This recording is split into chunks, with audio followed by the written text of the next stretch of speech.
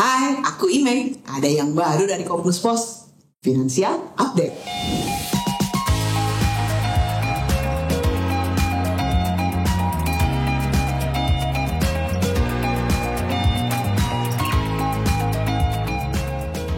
Oke, Financial Update apa sih?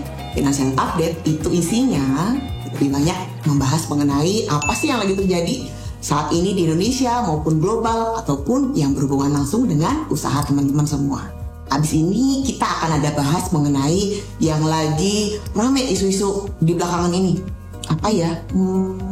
Resesi 2023. Kita akan bahas berikutnya. Definisi resesi itu apa sih sebenarnya? Resesi sendiri kalau diambil dari pengertian basic awalnya, resesi itu artinya goncangan, pergolakan ya.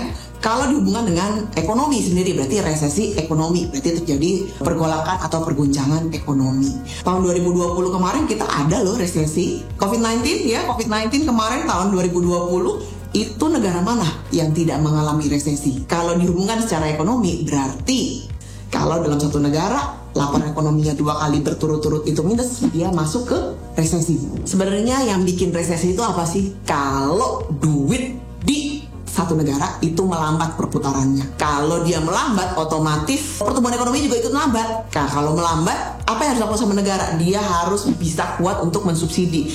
Dia harus kuat untuk biayain rakyatnya supaya duitnya bisa muter lagi. Nah, subsidi dari mana? APBN. Nah, kalau lihat dari laporan APBN kita, ya, APBN kita itu sangat kuat untuk 2022 yang kemarin. Kita harapin cadangan subsidi kita masih sangat kuat untuk 2023 sehingga kita terhindar dari resesi. Pendapatan APBN dari mana sih? Ya banyak. Mungkin teman-teman sebelumnya tahun lalu ngerasain yang dulunya tidak kena pajak tiba-tiba kena pajak. Sekarang sudah ada pajak dari trading saham. Dulu nggak ada. Sosial media ya, dari endorsan, dari apa segala macam sekarang sudah harus ada pajak. Itu harganya mulai naik. Itu kan salah satu pendapatan negara yang untuk kumpulkan jadi satu sehingga apa yang terjadi? APBN kita kuat. Cadangan subsidi diharapkan 2023 masih sangat kuat untuk menopang Indonesia. Tapi jangan berharap juga kalau kita maunya disubsidi terus sama negara. Ya, kita harus bisa maju. Dampak dari resesi, inflasinya naik. Inflasi apa sih? Terlalu banyak uang beredar, banyak PHK, harga-harga mahal. Akhirnya apa terjadi? Pertumbuhan ekonomi juga minus. Hubungan resesi dan inflasi. Oke, resesi rata-rata pasti inflasi. Ya, karena perputaran keuangannya melambat. Sehingga apa yang terjadi? Pemerintah dia harus lakukan sesuatu. Dia akan cetak uang kalau dengan dolar ya. Atau subsidi untuk masyarakat itu akan ditambah. Kalau subsidi ditambah berarti pemerintah akan kasih uang banyak nih untuk rakyat supaya apa? Supaya spending. Kalau dia udah spending, ekonomi diharapkan bisa muter. Karena dia mengharapkan ekonominya berjalan karena rakyatnya bisa belanja. Kalau rakyatnya belanja otomatis perputaran duitnya jalan. Kalau jalan berarti pemasukan pajaknya juga dapat. Kalau kita lihat pertumbuhan ekonomi itu kan lihat dari ada rumusnya. Ya, konsumsi C tambah I tambah G ditambah X min M. Artinya apa? Konsumsinya naik ya. Kalau ditambah investasi, investasinya iklimnya seperti apa? Menarikkah untuk investasi dari luar masuk ke Indonesia? Lalu untuk dari government, spending governmentnya bagaimana? Untuk pembangunan negara seperti apa? Pendapatan pajaknya masuk apa tidak? Lalu ditambah dari ekspor dikurangi impor. Kalau pertumbuhan ekonominya bagus, otomatis resesinya bisa dikurangi. Apakah Indonesia resesi di 2023? Kalau dibilang mau resesi secara global, iya. Tapi kalau Indonesia sendiri sebenarnya kalau dilihat dari laporan ekonomi atau laporan pertumbuhan ekonomi Indonesia di tahun 2023 yang kemarin, Oktober deh, ya pertumbuhan ekonomi kita kurang lebih hampir di 5,7%. Terus untuk inflasinya sendiri kurang lebih mulai dari 3 sampai 5%.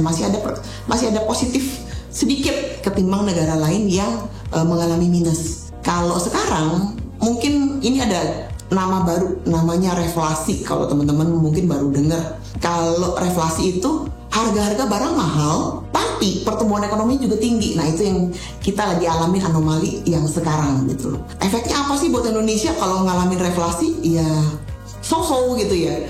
Barang mahal tapi masih mampu untuk beli gitu loh, dengan uang sendiri tanpa harus disubsidi. Sejak 2021 akhir itu banyak sekali trader-trader baru muncul ya. Kalau teman-teman tahu di lapangan itu mulai dari trader forex saham, ya sedikit banyak walaupun mereka awalnya ikut-ikutan, tapi sedikit membantu juga untuk Indonesia jadi melek finansial, investasi. Dia ngelihat investor lokal juga semakin berkembang. Kalau dulu investor asing sangat memegang peranan untuk Indonesia. Begitu dana asing keluar, biasanya indeks kita kebakaran. Tapi begitu bermunculan baru investor-investor lokal, ya yang sudah mulai mengerti finansial, investasi, bisa baca market update atau update data, para investor lokal ini sangat membantu pergerakan ekonomi di Indonesia juga. Plus pendapatan pajaknya juga masuk. Solusinya apa sih? Menghadapi resesi 2023, mesti tahu dulu. Ya kita harus tahu dulu, jangan sampai salah kaprah, takut dengan yang namanya tulisan resesi. Se-dangerous situasi apapun itu selalu ada kesempatan, bener gak? Buktinya kemarin resesi di beberapa tempat, walaupun 2020 sampai 2022 kita kena COVID, ya banyak toko tutup, semua tutup, ya bisnis melambat. Tapi ada yang naik juga tuh, bisnis pengiriman, sosial media, teknologi semua naik. Selalu ada yang diuntungkan dari setiap kegiatan. Caranya bagaimana sih kalau untuk ngadepin 2023? Tetap positive thinking, tetap cari pendapatan tambahan. Kalau bisa gunakan produk lokal. Dengan begitu kita membantu untuk menguatkan mata uang kita, yaitu rupiah. Lalu satu lagi, kita harus tahu berinvestasi di mana. Ya kalau bisa investasi cari tempat yang aman. Yang kedua, pendapatannya itu bisa melebihi inflasi Indonesia. Ya kita tahu inflasi kita 1 tahun terakhir kurang lebih ya naik turun mulai dari angka 3 sampai 5. Ya kalau bisa kita cari yang investasinya di atas 5% dalam 1 tahun. Nah itu tadi, semoga menambah pengetahuan finansial kamu dan lebih bijak dalam mengatur keuangan. Saya Imei, pamit undur. Gimana? Menarik kan informasi yang dibawakan oleh Imei di Financial Update tadi? Apalagi di bagian kita harus berinvestasi di tempat yang aman dan pendapatan dari investasinya harus melebihi dari inflasi. Sangat sesuai banget dengan produk Kopnus Pos, yaitu simpanan berjangka. Amannya udah pasti. Dan dengan imbal jasa 9%, otomatis bakal ngalahin angka inflasi loh. So tunggu apa lagi? Yuk gabung menjadi anggota Kopnus Pos melalui aplikasi Oren by Kopnus Pos.